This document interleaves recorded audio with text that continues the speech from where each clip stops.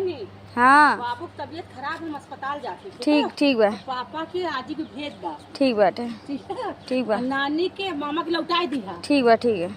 कहे कि नानी मामा इन्हें ने तो बिल चुकावे के पड़ी, और ना आजी या पापा इन्हें तो पापा आजी दी है पैसा। ठीक है। ठीक बा। बाबू की तबीयत बहुत खराब है बहनी, हम भागल जात है और पापा से कहते जल्दी आवे। ठीक है आजी, ठीक और है। कहते पैसा लेके। ठीक है। ठीक है। ठीक बाबू है। कैमरा हो गया। ठीक है।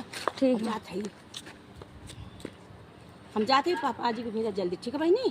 ठीक है। हाँ, वहाँ से बाबू की तबीयत बहुत ख़राब है लाला।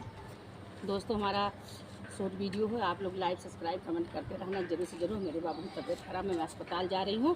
कहाँ कि इनके दादी और पापा ये पैसा चुके हैं वो बिल, और मामा नानी आई हैं तो आज मटक के भाग जी हैं।